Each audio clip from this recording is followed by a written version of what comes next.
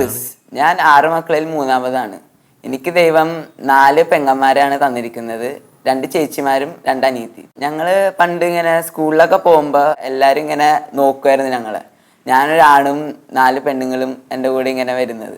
അപ്പോൾ അതോടെ ഫ്രണ്ട്സ് എല്ലാം എനിക്കൊരു പേരിട്ടു, ഹിറ്റ്ലർ മാധവൻകുട്ടി എന്ന് അവരെന്നെ പിന്നെ വിളിക്കാൻ തുടങ്ങി.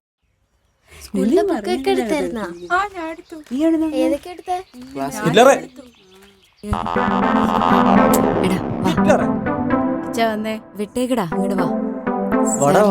വിളിച്ചേ എടാ നിന്നെ തന്നെ ഹിറ്റ്ലറെ. എടാ ഇങ്ങോട്ട് വാ. ആൾക്കാരങ്ങനെ പലതും ഹിറ്റ്ലറെ. ഈ ചേട്ടന് വേറൊരു പണിയില്ലേ? പേടിത്തോണ്ട് ഇവനൊക്കെ ആരാ ഹിറ്റ്ലർ എന്ന് കേട്ടത്?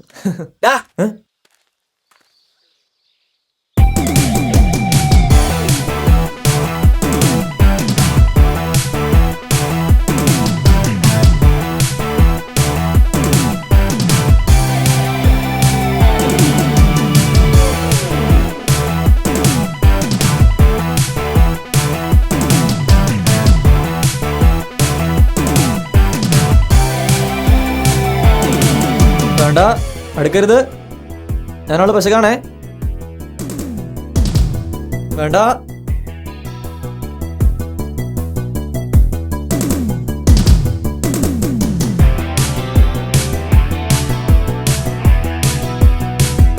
സിസ്റ്റേഴ്സ്, ജസ്റ്റ് വെയിറ്റ്, ഇപ്പൊ വരാം.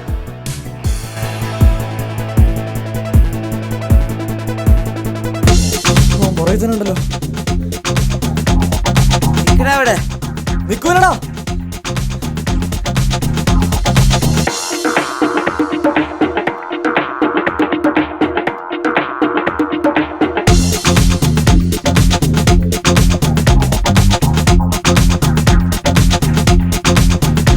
അവിടെ നിക്കടാ.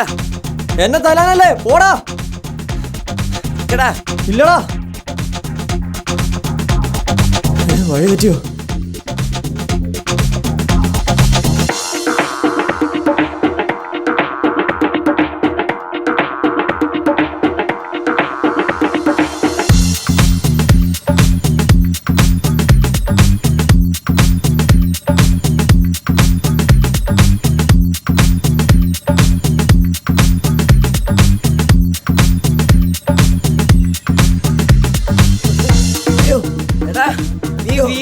വീഴും.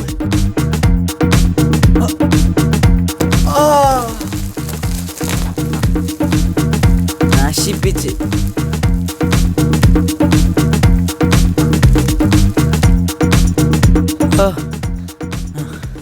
അയ്യോ, എന്നൊന്നും ചെയ്യല്ലേ, ഞാനൊരു പാവാണേ. എന്റെ തലല്ലേ. ഇത് റോട്ടായിരുന്നോ തന്നെ തല്ലാനോ ഓടിച്ചിടാനല്ലേ ഞങ്ങൾ വന്നത്. ഇത് തരാനാ ഞങ്ങൾ തിരിച്ചു വന്നത്.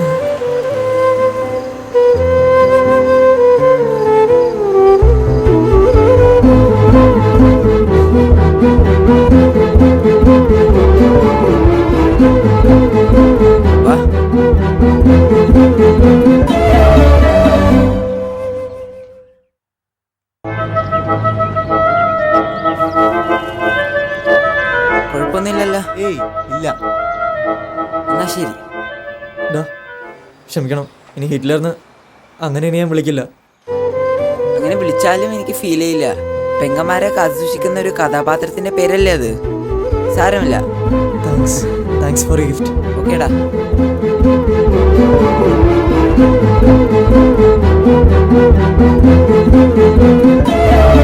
സ്ട്രീറ്റിൽ കൂടി ഓടിയതിന് ഞാൻ കുറെ വഴക്ക് പറഞ്ഞെങ്കിലും അവൻ സ്നേഹത്തിലൂടെ സൗഹൃദം സൃഷ്ടിച്ചതിൽ എനിക്ക് അഭിമാനം തോന്നി.